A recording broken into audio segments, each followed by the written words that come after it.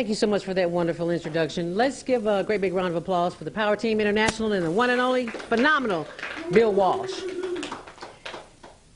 Look at your neighbor and say, neighbor, it does not matter how long it took. I hope you feel as good as you look. Now give yourselves a round of applause for coming out today. You could have been anywhere in the world today, but you chose to be here because you have a purpose and you have a passion, you have a mission in life. Is that right? Yes. Say, I do have a mission and a purpose in life.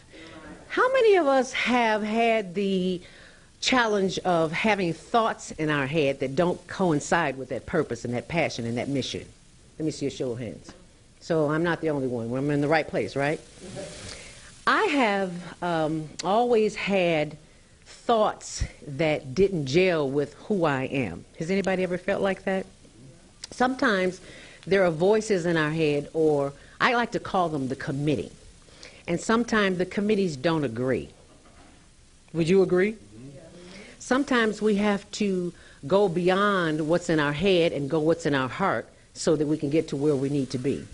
And I have a story I'd like to share with you before I get into the program. Can I share that with you? Yeah.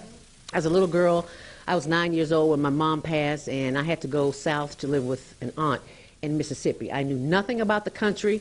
I grew up in the city of Chicago. I grew up in a high-rise, so I knew nothing about farming.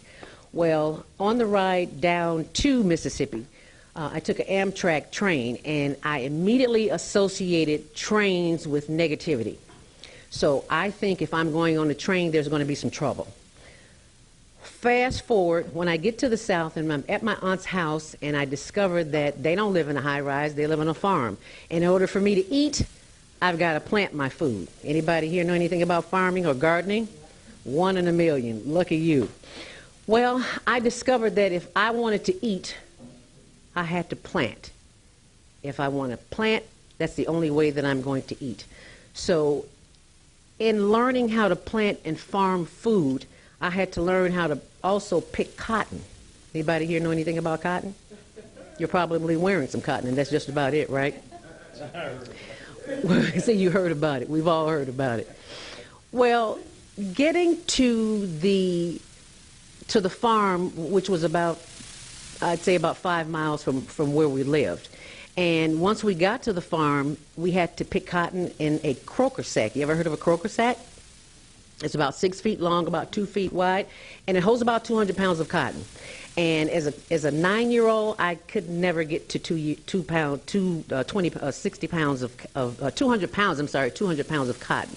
So at the end of the day, when it's time to weigh it in, I'm thinking to myself, I don't know if I'm going to make it. I don't know if I'm going to eat today. So the cotton master, I'd like to call him, says to my aunt, he says, you see that little girl right there? She ain't never going to be nothing. In that phrase he said to me, it planted a seed of fear that I would never be nothing. But I knew deep in my heart I would always be something. I just didn't know how. I didn't know how I would do that. And as I'm growing up, I ran away 3 times, wound up in the back of my sister's car because I wanted to come back to Chicago. I found a way to quiet those voices. This is Manny Gonzalez. I'm a motivational and empowerment expert from survivingtheburns.com, and I have to tell you, Zelda Robinson has moved me with her new product, the Mindfulness Breakthrough System. She is a renowned expert in helping individuals overcome and exceed in their lives and dealing with stressful situations and empowerment. I'm telling you now, if you feel that you need help in this area, she is the one to speak to, and this product will help make a difference in your life and overcoming your challenges.